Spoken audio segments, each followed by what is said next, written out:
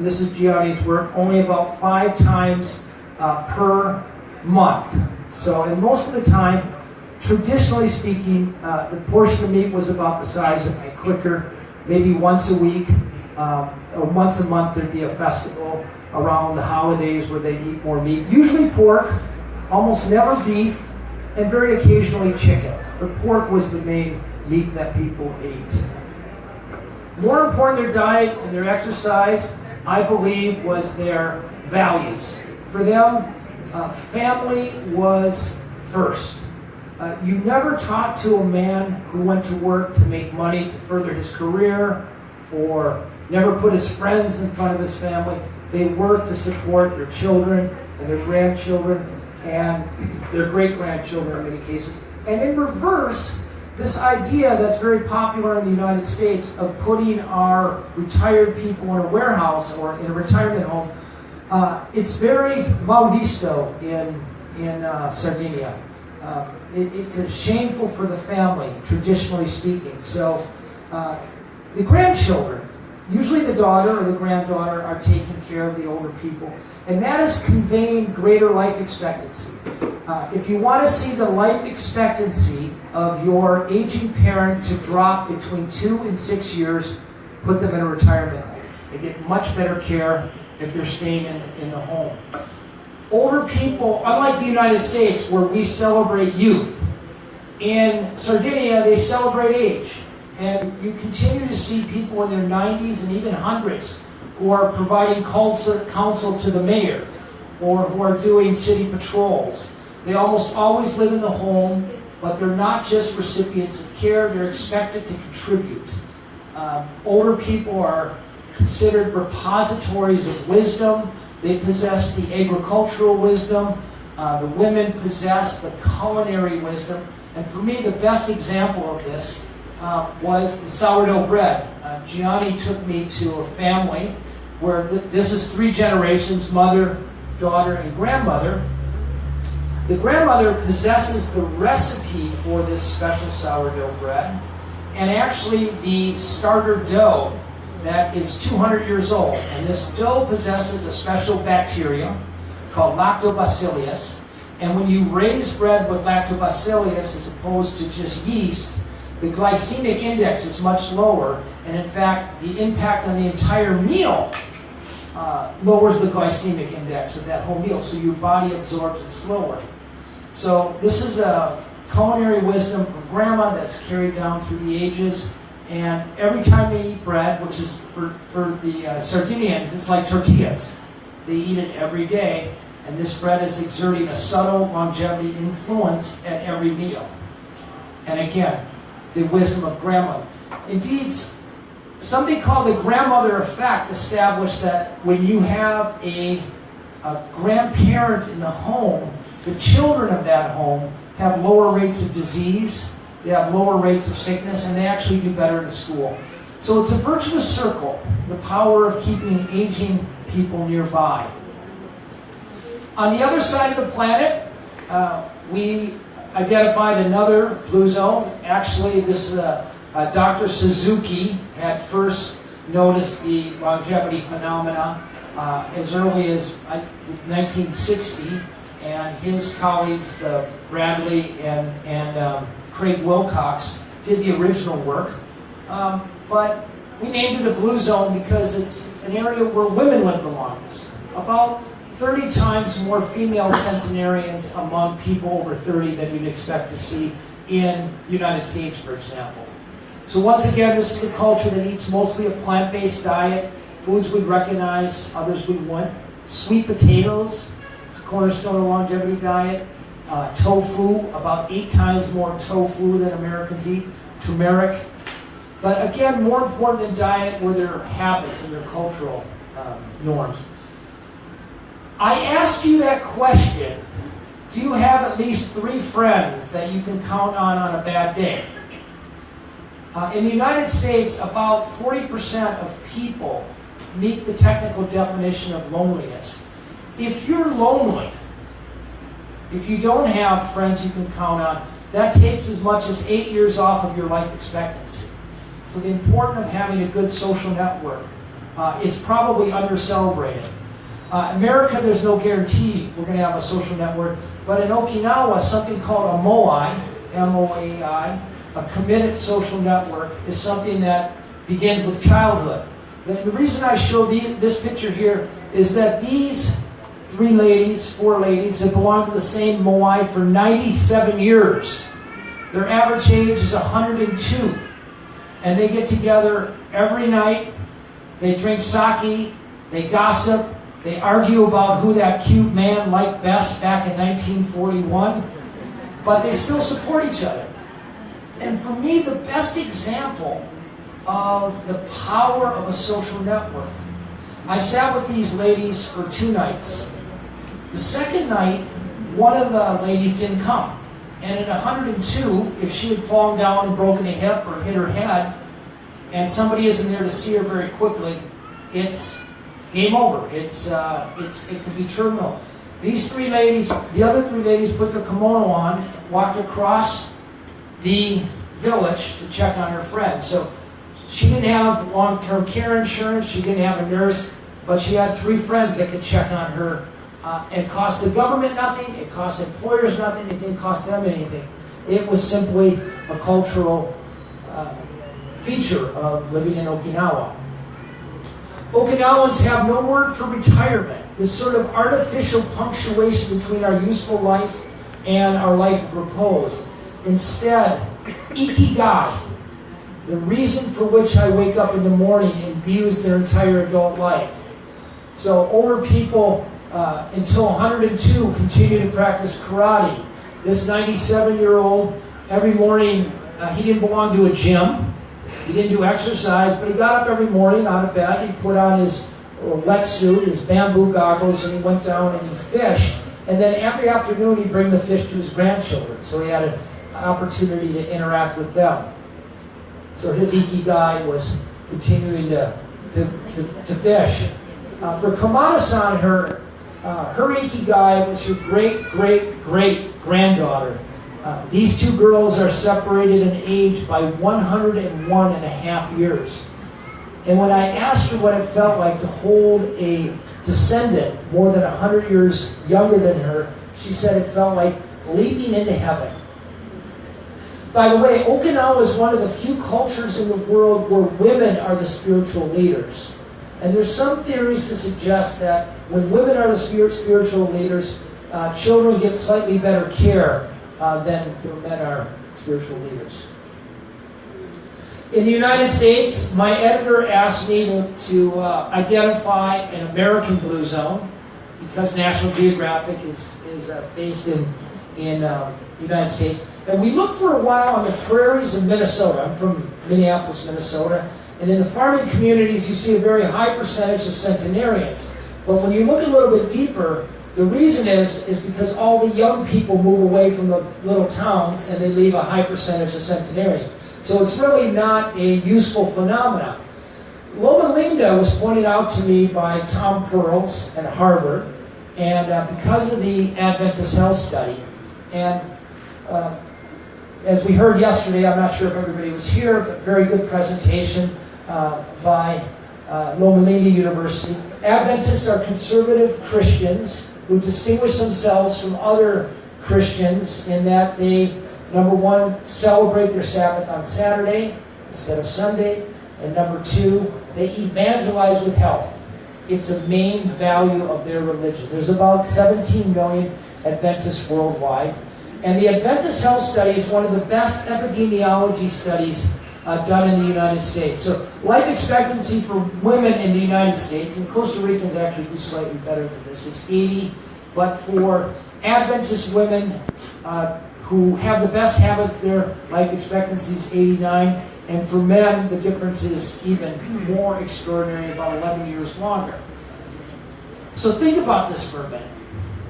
This isn't some faraway place in Italy or in Asia.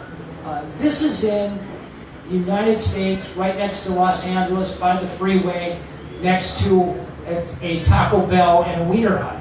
And people are living a long time. Is it because they have better genes? No. It's a heterogeneous population. It's a melting pot. So what are they doing different? Well, I actually believe there's power in this idea of Sabbath. From Friday night until Saturday night, no matter how busy you are, no matter where the children need to get driven, no matter what work is telling you to do, for that 24 hours, they stop, they focus on their family, they focus on their God. In the afternoon, and this is right in their religious writings, not a commandment, but a suggestion to take a nature walk on Saturday afternoon. So they do it every Saturday afternoon. The definition has changed a little bit over the decades, but nevertheless, they get out every Saturday. They take their diet directly from the Bible. Genesis chapter 1, verse 26, God talks about every tree that bears fruit and every plant that bears seeds.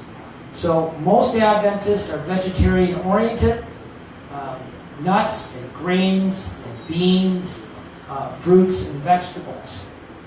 And then Adventists, Okinawa is a little bit remote. The Blue Zone in Sardinia, a very remote place. Nicoya has been a very remote place until about 20 years ago. Geographically remote. The Adventists are culturally remote because of their Sabbath. So their children don't play football on Friday night. Their kids aren't going to dance lessons. So they tend to hang out with other Adventists. And we now know that health behaviors are as contagious as catching a cold or a flu. And the contagions that circulate through Adventist social network tend to be positive. They're not getting together to eat hamburgers and baby back ribs. They get together for vegetarian potlucks, and they support each other spiritually. And they plan their next walk on Saturday afternoon together. So it's really the social network that is maintaining the habits long enough to make a difference. This is a place where I met Ellsworth Ware, 95 years old. He's a multimillionaire, yet when a contractor wants $6,000 to build a fence, he's saying, well, for that kind of money, I'll do it myself. And for the next 3 days, he was shoveling cement and hauling timber, and on the fourth day, he ends up in the operating room. But this is not Ellsworth getting open heart surgery. This is Ellsworth doing open heart surgery at 97. Ed Rawlings, 106 years old. Starts his day with a swim, and the weekends he skis. And then my favorite, Marge Deton, 105 years old, wakes up every morning, reads her Bible, eats oatmeal with nuts and soy milk, gets up, pumps iron, rides her bicycle, and then she gets in her Cadillac where she drives down the San Bernardino freeway. People don't know this about me, but I've done 18 very hardcore expeditions. I bicycled across Africa, I biked from Alaska to Argentina. But I can honestly tell you, the most scary adventure I've ever had was riding in a car with Marge Deton.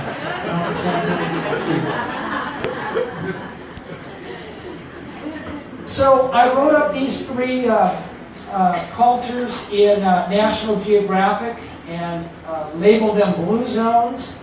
And the issue did very well. It's one of the best-selling issues National Geographic ever had, and I wrote a book about it, which has done very well. And for the first time in my life, I had money. I was an explorer. I was always broke, and all of a sudden, I had money. So the first thing I did with that money is I called Michelle. I said, Michelle, let's go find some more blue zones. And under the aegis of National Geographic, we got a grant, National Geographic.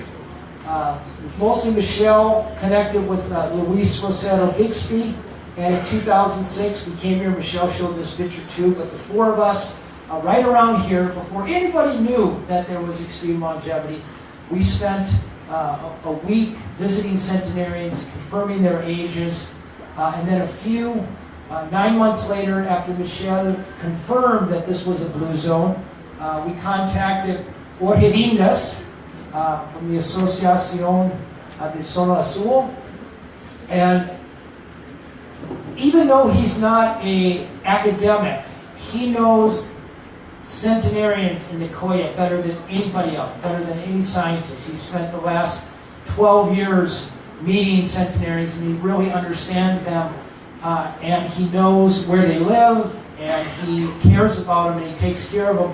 And because of Jorge, I was able to organize an expedition here. There were 12 of us, and we spent 4 weeks trying to explain why people are living so long here. And our explanation is this. So we're a big believer that most of the explanation of the longevity here is this Mesoamerican diet of corn, tortillas. I took this picture right here in Nicoya, and beans, and then ayote. These three, they call it the tres hermanas, the Mesoamerican. This has been the diet, the main staple foods for people in Nicoya for at least the last 100 years. And we check dietary surveys that the university have done. The university has done dietary surveys in the 1940s, the 1960s, and the 1980s. Most of what they're consuming is this. We all know that they also eat lots of fruits and vegetables. Dr. Romano gave an excellent presentation yesterday. Arnaldo Garnier is creating Blue Zones Foods, and he's doing a great job at identifying the teas and the Ramon nut. I don't know if you've heard of that, the Maya nut, which are also part of it. But I think these three foods offer great hope for not only the rest of Costa Rica, the rest of the world, because they're cheap. You put these three foods together. And by the way, the best manifestation right here at La Bomba, my favorite restaurant in Costa Rica. Is that what I'm saying? Bomba? La Bomba. Aquí. This is the healthiest breakfast in the world. Does anybody know what this is? Ayote, avocado, it's got fat, it's got as much protein as a hamburger in it. It has complex carbohydrates, niacin. If you eat this every day, it's about the best thing you could do for longevity. I believe that sincerely. My colleague, Elizabeth Lopez, you're going to hear a great presentation from her at 11 o'clock. She was on my original team. 11. Where's Elizabeth? I'm here. Stand up for 1 second. So come to her presentation at 11. She's a Costa Rican, Matico on my team. So her expertise is understanding the psychology of longevity and identify the incredible importance of religion in this area. And I'll talk more about that in a second. And what she calls an external locus of control. In other words, people here are not so stressed out and trying to decide what to do with their day every single day. This is Felipe Godoy, who not only used to hunt his food with a slingshot. The reason I liked him is because he had a 48-year-old girlfriend. That's how I want to be when I'm 100. But the true secret to longevity in Nicoya is not sex, but it's powerful. It's called ibais. Anybody know what ibais is? Equipos básico? Yes, yes, yes. You guys have no idea how powerful and how lucky you are to have this public health, that almost everybody in Costa Rica has the right to a visit every day. I took this picture right here. Does anybody know what this girl's name is? She lives here. What's her name? Anybody know? What is it? Marta?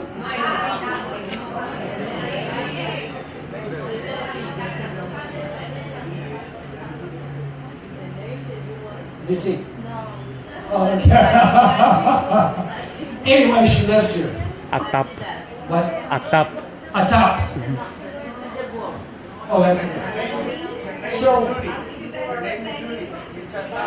Atap. Okay.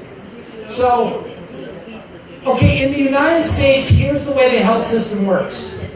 We ignore people their whole life as they eat junk food and drive their car and watch TV. And then after we get sick, we spend on average $3 trillion a year to try to fix them. And Costa Rica very ingeniously in the 1990s established this program where everybody has the right to one visit a year. And people like this girl will go into the backyard and check for standing water to catch infectious disease before it's a problem. She is technical in primary attention. Technical and primary attention, yes. Thank you. She'll go into the refrigerators to see signs of chronic disease before they happen. Soda pops and sweetened yogurts and too much meat. She'll spend time, and she also will often see lonely people before. I'll get out of your way here. She keeps records ahead of time so that people are followed. So when a disease is identified, high blood pressure, diabetes, depression, it's caught right away. And then it's right away sent up to a nurse or sent up to a doctor and gives advice. So instead of paying $100,000 for a problem after it happened, Costa Rica pays $1, and they do it very good. And the rest of the world should be. I believe this explains about 3/4 of the longevity here. In 1950, Nicoya was not a blue zone. Life expectancy here was about 50. And it was the intervention of public health along with the traditional way of doing things. And it's only when those two things come together do you get longevity or a blue zone. And by the way, blue zones is not geography. It's not tied to rock. It is a culture. It is a set of behaviors in time that started at a defined time, and if we don't pay attention, will end at a defined time. I'll talk more about that in a second.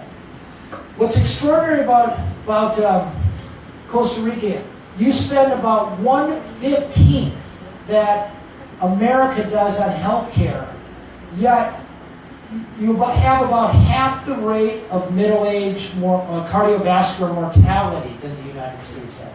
So you do way more health with a fraction of the amount of money we do. And it's actually in Nicoya, in America, the richest people live the longest. In Nicoya, it's the poorest people. And we know that not only demographically, but David Redcliffe from Stanford, working some with Gianni Pes, took genetic samples and found that the telomeres, the genes of older people, poor people in this country, are actually longer, in Nicoya, are actually longer than the rich people. So longevity phenomena is among the poorest among you. This woman's 103, and most of us would look at her house and say, you poor woman. But actually, somehow health is prevailing. And then finally, the fifth blue zone, and it may be the last blue zone, we don't know for sure. Once again, it began with a conversation with Michelle and me, the decision to go try to find a blue zone in Greece, and I admit that it was mostly Michelle's work in identifying the blue zone in Ikaria, Greece. And this is an extraordinary place. It's also geographically isolated. So for most of human history, it was very hard to reach this place. We put together a team, and once again, it's the same team that started 15 years ago. We came together in Ikaria to identify a fifth blue zone. So here they have a life expectancy of about 7 years greater than the United States or the average Costa Rican population. They have much lower rates of, about half the rates of heart disease and diabetes. But most extraordinary is almost no dementia. In the United States, if you reach age 85, there's about a 50% chance you're suffering from dementia. Here, we were able to interview most people over 60, and there was almost no dementia. So they have what we want. They live a long time, they avoid chronic disease, and they keep their brain sharp to the very end. So why? Well, part of it might be because they're isolated, and this culture can incubate over time. They have the purest form of the Mediterranean diet. They drink, like Nicoya does, several types of tea, oregano, a rosemary, a sage, and yerba buena. These teas all lower blood pressure. You guys maybe have heard of an Indio Disnulado? Disnulado, yeah. Arnaldo is making a tea out of that. That also lowers blood pressure. And by the way, there's no food that you can take now that's going to make you live a long time. You have to eat the right food for decades or a lifetime, because at the end of the day, when it comes to longevity, there's no pill, there's no hormone, there's no genetic intervention. Right now, the name of the game is eating so that you avoid heart disease, cancer, diabetes, and dementia, so that you can live to the capacity of our bodies. And right now, as far as we know, that capacity, on average, is 92. There may be some intervention, but making it to 100, you probably have to have won the genetic lottery. Conchita and all these famous centenarians, they've had very good lives here, but they're also all-stars. They probably have a genetic advantage and not just a good, healthy lifestyle. Like blue zones everywhere. People have gardens in Ikaria. Older people are honored and stay active.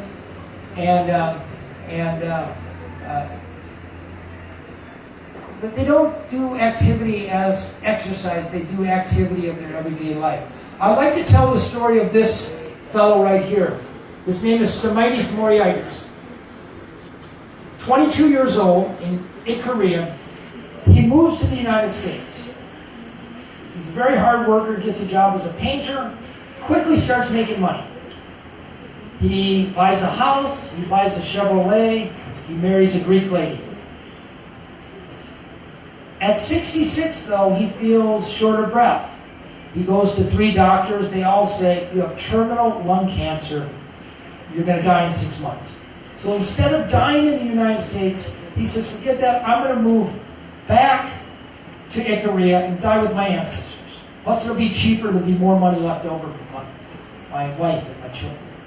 So he moves back to Ikaria and moves in with his parents, who are still alive at 85 and healthy. And he starts eating this Mediterranean diet, drinking the tea, drinking the wine.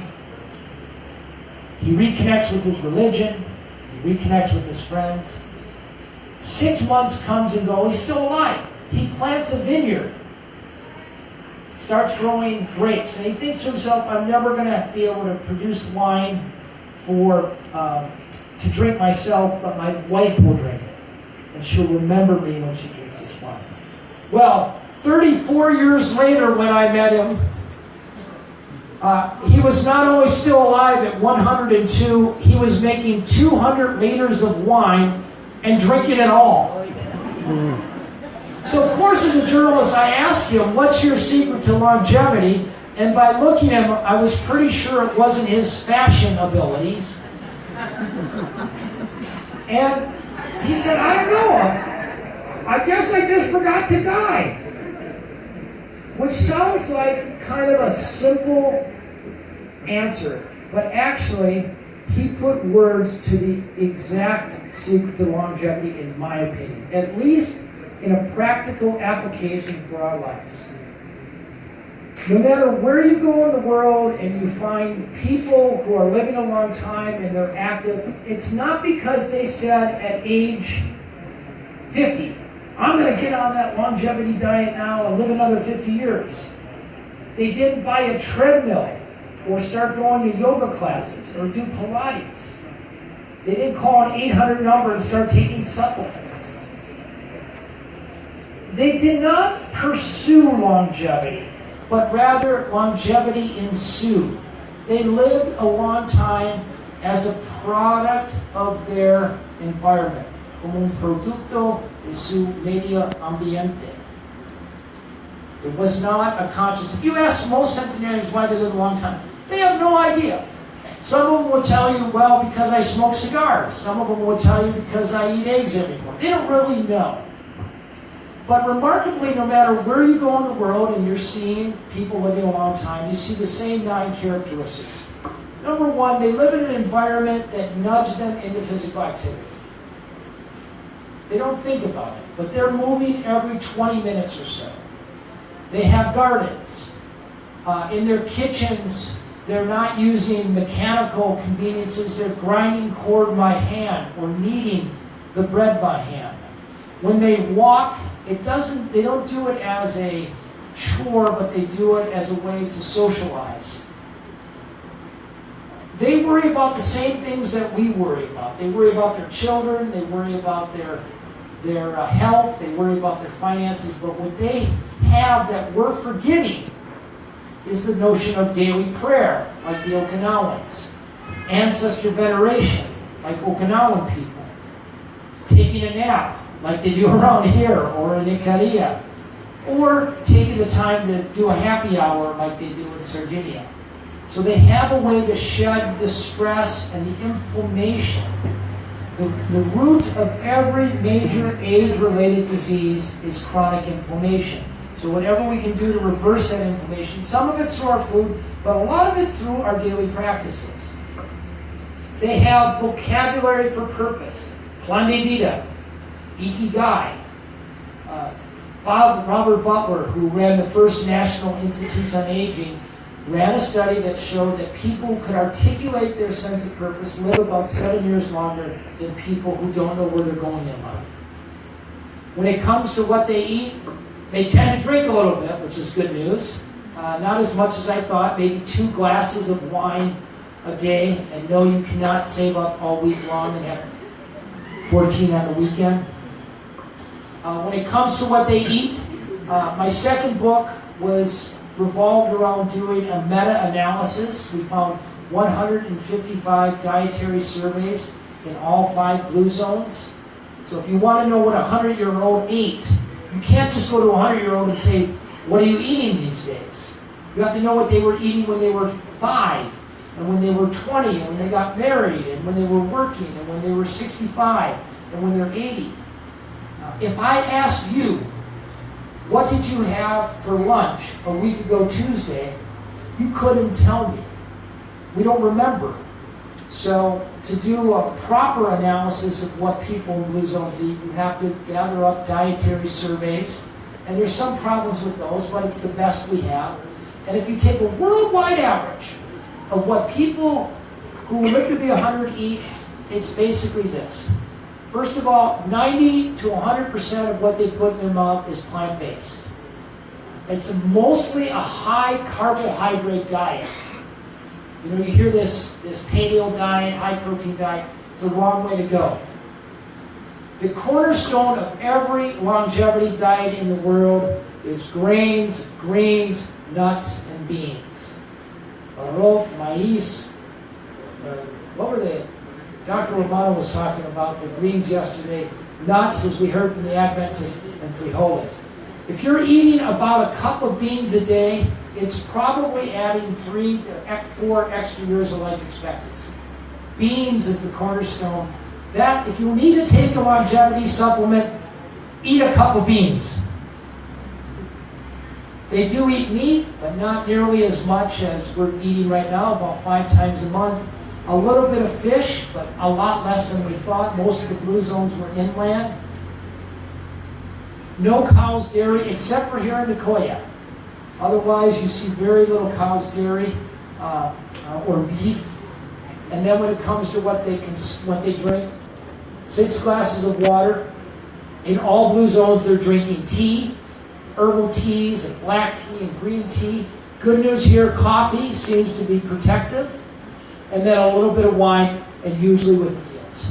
So those are the food guidelines following those. And if you think about how people in Nicoya eat, if you look at how Panchita ate and how Felipe Godoy, it's pretty similar to this.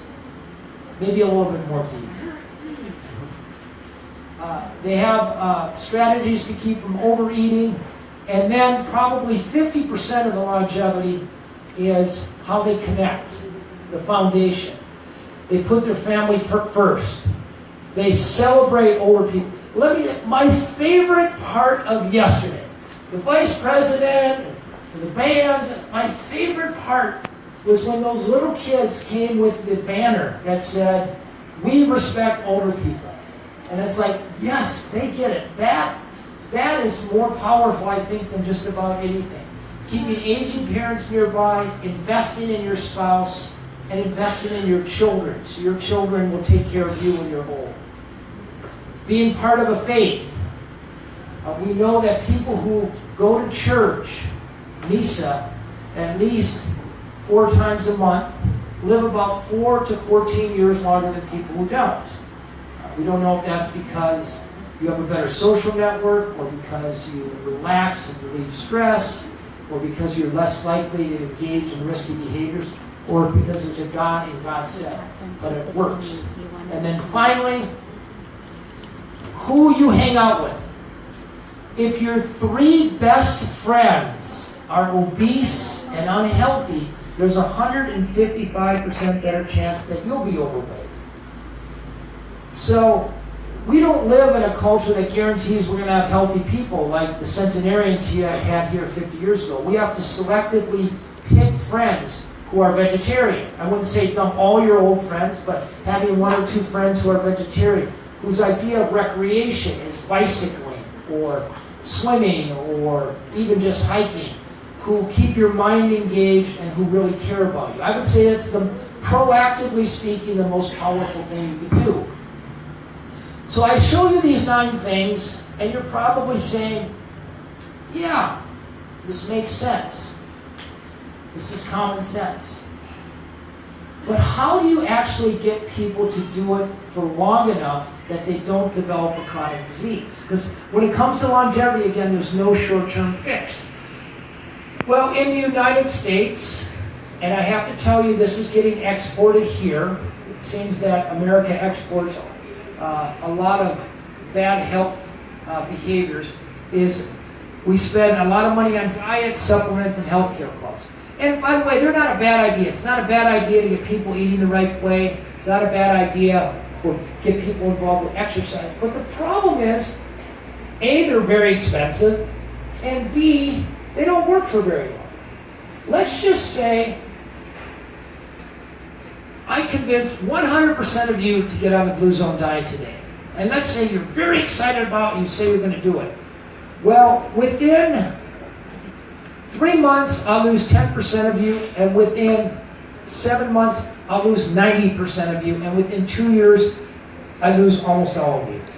So it works fine for a short run, but it always, nobody in this room can tell me about a diet that works for more than 3% of people after 2 years.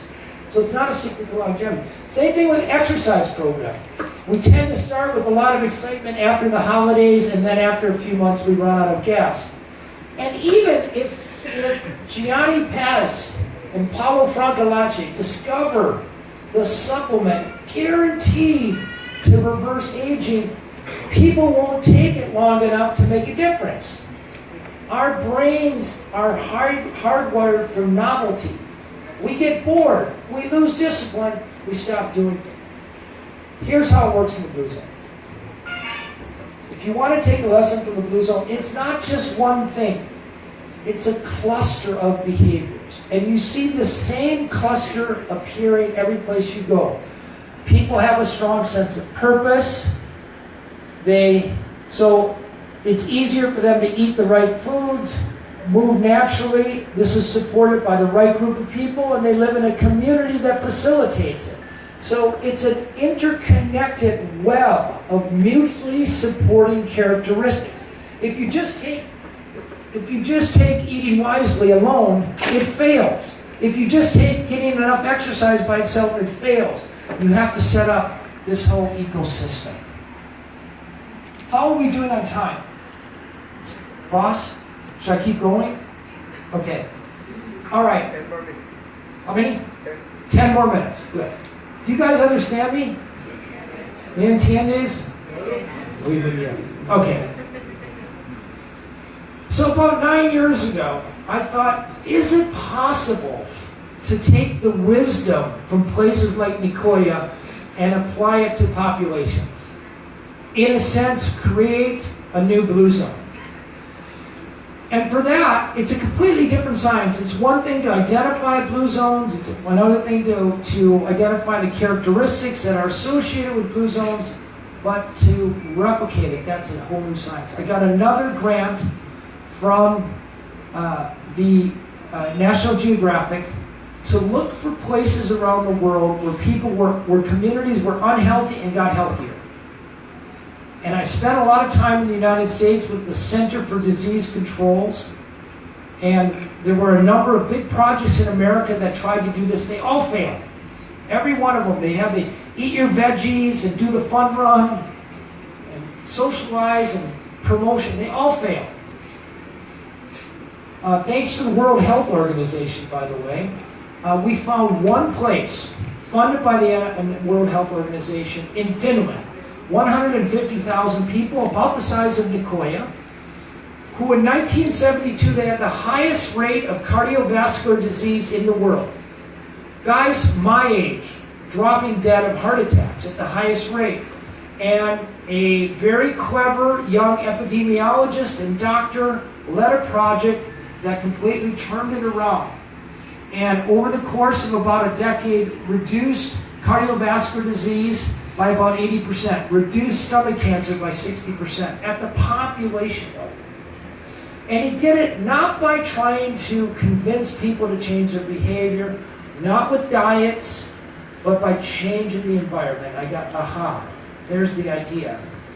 So in 2009, I got a big grant from AARP. It's an organization that supports older people. And with that money, I hired a new team of experts who can help me think about how do you change the environment so that the healthy choice is the easy choice. So one thing you have to remember about individuals, we are genetically hardwired to crave sugar, to crave fat, to crave salt, and to take rest whenever we can. The reason our species survived for 99.9% of human existence is because we had this inclination to eat whatever we could, get a little bit of fat stored up. But we evolved in an environment of scarcity and hardship, and now we live in an environment of abundance and ease. So rather than trying to educate the individual or incent the individual with money or guilt the individual until you're a bad man, our idea was to simply change the environment so that the healthy choice was the easy choice. So how do you do that? Well, it turns out that most people, whether it's Nicoya or the United States, they spend most of their life within about 16 kilometers of their home or their work. So our idea was to change that. How do you change that environment? Well, the most cost-effective way is through policy. Do you live in a community where fruits, vegetables, beans, and rice are cheapest and most accessible? Or do you live in a place where chips, hamburgers, fried chicken, soda pops are cheapest and most available? The reason why the United States is having this enormous obesity epidemic is because in the United States, it's the fast food that's cheapest. That's often governed by policy. Cities can decide which of those types of foods you're going to favor. Built environment. By the way, huge opportunity in Nicoya right now. Huge opportunity. If you live in a community where parks are clean, that there are sidewalks so that people can safely walk to the store or safely walk to church or ride their bikes, the physical activity level of that whole community is about 30% greater. Much better than trying to get people to go to gym memberships or yoga class or Pilates, because people don't do that very well. You design streets not for just cars, but for human beings. I've come back and forth from the coast now. I've been here 10 years. This is a paradise for the bicycle. And people are inclined to bicycle, but trying to bicycle on the roads here is like dancing with suicide. Because the roads, if you spent a little bit of money to widen the roads and create a safe bicycle lane, people would use them. People get more physical activity, the obesity rates would drop. You'd have less traffic. Coming into Nicoya, I had a traffic jam today as I drove by the Kentucky Fried Chicken. It made me sad. Your social network. As I pointed out, who you hang out with has a huge impact. So trying to help people make some new healthy friends. Building designs. There are about 150 interventions you can do for schools, restaurants, grocery stores, and workplaces that subtly nudge people into eating less, eating more plant-based foods, moving more, and socializing. So the obesity epidemic in America occurred at just 300 extra calories a day. You can engineer out about 150 of those calories mindlessly, and you can engineer in about 100 extra calories of movement by the policies in buildings and how you design those buildings. And then finally, spending time with people to help them understand what they're good at, what they like to do, what their passions are, and then providing an outlet for volunteering. Volunteers have lower cardiovascular disease, lower healthcare costs, and higher BMI. So here's our blue zone blueprint for creating a new blue zone. And instead of going to a city and saying, Nicoya, or whatever, you won, we're going to make you a blue zone, we took it to 5 cities. And we showed this plan to 5 cities, and we say, if you want to do this, show me that your leaders work well together and that they're ready to make change. Show me that the people in this community are willing to change their environment. So we made the mayor, the city council, the chief operating on CEOs, the superintendent of schools all sign a pledge. And we made them audition. We ended up picking Albert Lea, Minnesota, small city of 20,000 people. We came in and we listened to them. We found out that they have a beautiful downtown, but they had no sidewalks connecting. We just put in about 6 kilometers of connecting sidewalks so everybody could get downtown safely. They had a beautiful main street, but they wanted to widen it, bring more traffic in. We said, why don't we take that money and focus on building a trail around this beautiful lake?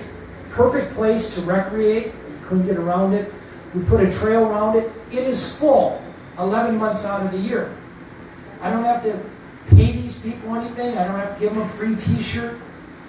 You provide an easy, beautiful place for people to walk and bike and hike. People do it naturally.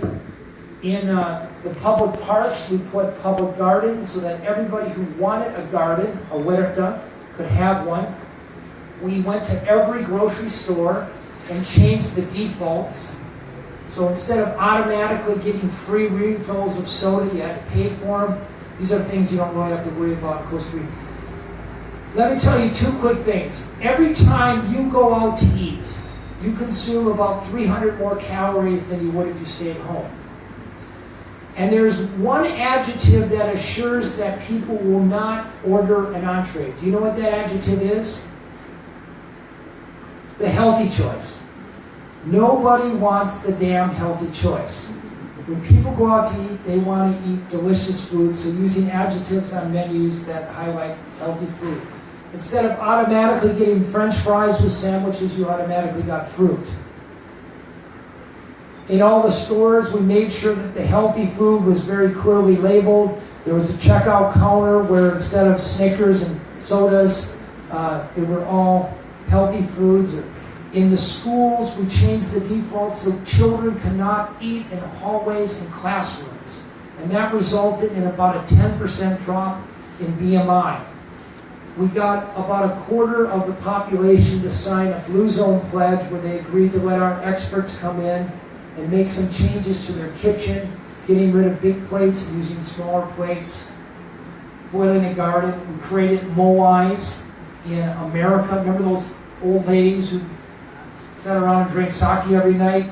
Well, they supported each other. We created a similar system in Albert Lea, in this little city where people organized around walking. It was more to get rid of loneliness, and then purpose workshops, and then we got people volunteering. In about 2 years, we were able to raise the life expectancy of this city by 3 years.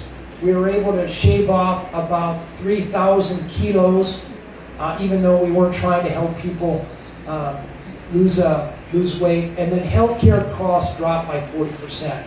And this became a major national story in the United States for about 6 weeks. We were the big talk of the healthcare industry. It worked because we did not try to change individuals. We changed the environment. And when you change the environment, the culture changes behind it. From here, we were invited to do this same project in Los Angeles. Very different problem. You know, Los Angeles is looking like San Jose when it comes to traffic these days. Guess what? Who likes traffic? Who likes driving their car in a bunch? Nobody. It doesn't have to be that way. So we come in, and this is the way the streets are built right now. This is a street built for automobiles. This invites automobiles. So we bring the mayor, the city council, the newspaper, and we say, imagine this street differently. And if people can see it, it's very easy to sell it to policymakers to make the change. And we were able to do this in the beach cities of Los Angeles. Children, in America, children no longer walk to school. Change the policy so they're walking school buses so the kids walk to school. They have a chance to experience vegetables right in their schools as part of their curriculum and in their classrooms.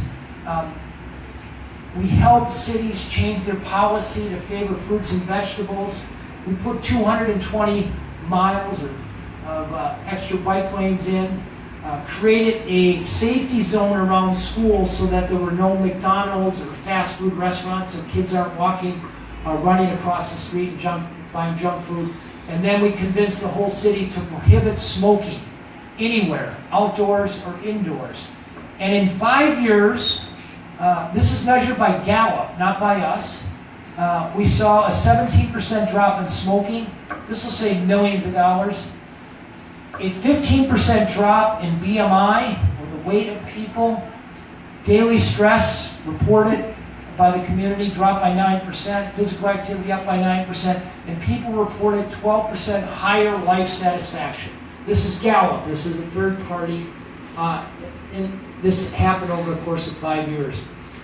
So after this, we've now been invited to 22 different cities, and I have a team of 200 Blue Zones warriors who go to these places and help create the wisdom of Nicoya, transporting it to places in the United States. So right now, Nicoya is in trouble. Diabetes rates are soaring, obesity rates are soaring. In all probability, this will not be a blue zone place by the end of the next generation. It might happen in a decade, it might happen in a few years. You guys have a treasure. You have a jewel here. And this conference, the fact that the government is celebrating this, the universities are celebrating this, that you're bringing international experts to really confirm what you have is something very special. It's my hope for this presentation and this conference as a whole that you realize that what you have is worth preserving and that you don't fall into the typical traps of exercise and diet and let business interests take over what you have here. That you work on preserving the medio ambiente, the environment of the people here. Because at the end of the day, when it comes to longevity, our doctors aren't going to do it for us.